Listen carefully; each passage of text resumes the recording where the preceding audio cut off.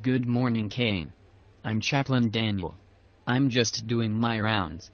How are you doing today? How am I doing? I'm doing great. They put me on hospice yesterday, which means I'm finally dying.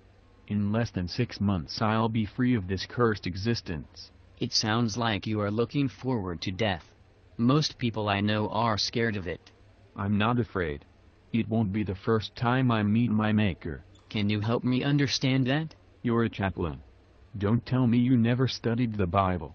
It's very rare that one gets to meet one of the biblical characters in person. I wonder if you could relate your story from your perspective?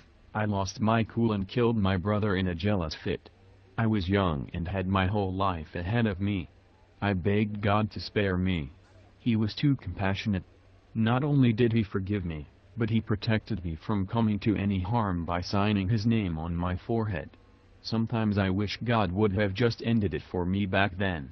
Instead, I've had to live with the guilt for all these years. You know, as I listen to your story I sense that you're feeling hopeless. Look.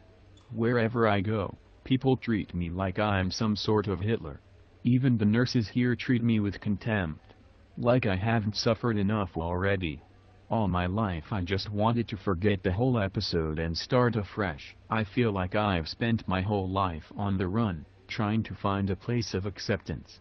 A place where people haven't read about me in the Bible. It sounds as though Jonah wasn't the only one to have tried to escape to a place where people hadn't heard about God. Jonah was lucky. After Nineveh he retired into anonymity and lived happily ever after. No scars. I've been living this hell for almost 6 millennia. I can't even imagine what it must feel like to be judged on that one fleeting action for an eternity. It's like living an eternal Yom Kippur, except that I'm being judged by man long after God has buried the hatchet, excuse the pun. If I were in your shoes, I'd still be angry at God for branding me in a way that constantly reminded me of a past that I wanted to forget, and making me a fugitive. I'm not angry with God. I'm angry at my parents. I couldn't have killed Abel if it wasn't for them bringing the possibility of death into the world. I'm wondering if you feel abandoned by them? I loved them so much. I did everything to win back their favor.